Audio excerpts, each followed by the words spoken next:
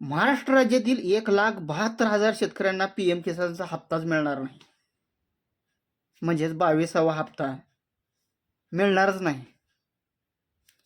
नमस्कार शेतकरी मित्रांनो, मी सुनील तिवारी. एक नवीन व्हिडिओमध्ये मी तुमचं हार्दिक स्वागत करतो. शेतकऱ्यांसाठी अत्यंत महत्त्वाची आणि खबरदारीची बातमी आहे. त्यामुळे व्हिडिओ स्किप न करता पूर्णपणे पहा. व्हिडिओ आवडल्यास लाईक करायला विसरू नका. चॅनलवर तुम्ही जर नवीन असाल तर आत्ता सबस्क्राईब करून ठेवा, जेणेकरून तुमच्यासाठी मी असेच नवनवीन व्हिडिओ आणत राहीन.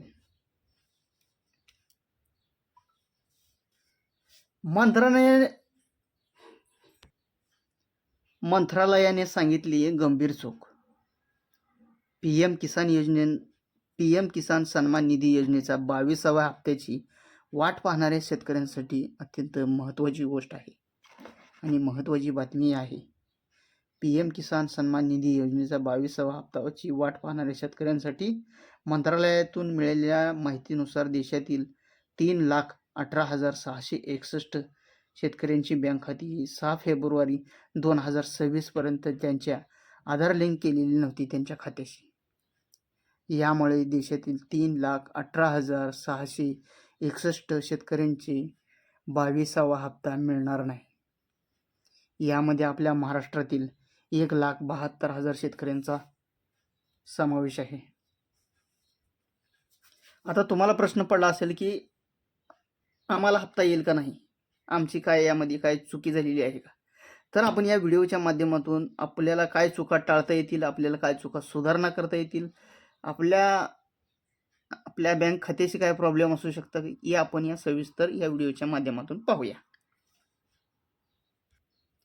हप्ता न मिळण्याचं मुख्य कारण केंद्र सरकारने स्पष्टपणे सांगितलेले आहे की ज्या शेतकऱ्यांची बँक खाती आधार कार्डशी लिंक नाहीत, आता भरपूर शेतकऱ्याचा हा प्रॉब्लेम आहे.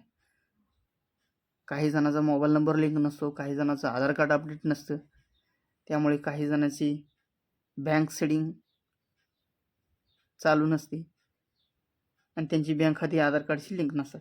यामुळे शेतकऱ्यांना 22वा हप्ता दिला जाणार नाही. आता तुमचंही चेक करून घ्या, तुमचंही अकाउंट आधारशी लिंक आहे का, आधार सेडिंग चालू आहे का, DBT चालू आहे का, हे तुम्ही चेक करून घ्या. 6 फेब्रुवारी 2026 पर्यंत ज्या शेतकऱ्यांनी आधार लिंकिंग न झाल्यामुळे सुमारे देशातील 3,18,000 शेतकऱ्यांचे हप्ते रखडलेले आहेत. राज्यानुसार त्याची आकडे आहे. महाराष्ट्र राज्यातील 1,72,348 शेतकरी, तर उत्तर प्रदेशातील सुमारे 10 लाख शेतकरी यापासून वंचित आहेत.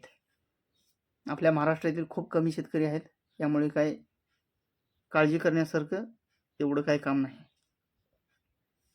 आधार लिंकिंग करणे अनिवार्य आहे. सरकारी अनुदाने किंवा योजनेचा थेट लाभ घेण्यासाठी शेतकऱ्यांच्या खात्यात DBT मार्फत पैसे पोहोचतात. त्यामुळे आधारशी जोडणे बंधनकारक करण्यात आलेले आहे. तुमचे बँक खाते, तुमचे खाते आधार कार्डशी लिंक कसे करायची, ऑनलाईन आणि ऑफलाईन दोन्ही पद्धत आहे, ती आपण या व्हिडिओच्या माध्यमातून पाहूया. शेतकरी बांधवांसाठी ही प्रक्रिया ऑनलाईन आणि ऑफलाईन दोन्ही पद्धतीने उपलब्ध आहे. ऑनलाईन पद्धत आहे, तुमच्या बँकेच्या नेट बँकिंग वेबसाईटवरती लॉग इन करा आणि आधार सीडिंग किंवा आधार अपडेट या पर्यायावरती जाऊन बँकेच्या मोबाईल ॲपद्वारे आधार लिंकिंग पर्याय निवडून ही प्रक्रिया पूर्ण करू शकता. आणि काही बँकांना UIDAI पोर्टलवर देखील ही सुविधा उपलब्ध आहे. त्यामुळे शेतकऱ्यांनी ऑनलाईन ही करू शकता. आता ऑफलाईन पद्धत आहे, तुमच्या जवळच्या बँकेत जा, बँक शाखेत तुमचं जे काही बँक पासबुक आहे, तुमची जी काही बँकेत खाते उघडलेलं आहे त्या बँकेत जा, सोबतच आधार कार्ड आणि पासबुक दोन्ही प्रत घेऊन जावा, झेरॉक्स. बँकेने दिलेले आधार लिंकिंग फॉर्म भरून सबमिट करा. आणि काही बँका SMS किंवा ATMद्वारे ही सुविधा उपलब्ध नाही आहे. त्यामुळे तुम्ही ही आता सर्वसाधारण साधा आहे की आपण बँकेत जाऊन सरळ फॉर्म भरून आपले डॉक्युमेंट सबमिट करू शकता. ही प्रक्रिया पूर्ण झाल्यानंतर आपल्याला SMS ही येते की तुमचं आधार सीडिंग कंप्लीट झालेलं आहे किंवा आधारशी संलग्न तुमचं आधार बँक खातं झालेलं आहे, असंही मेसेज येऊन जातं.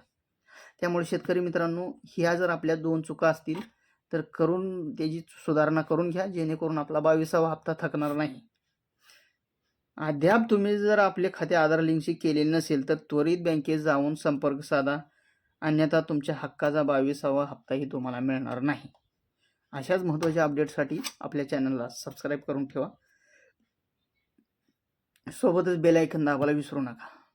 भेटूया का पुढील नवीन व्हिडिओमध्ये. जय महाराष्ट्र, जय किसान.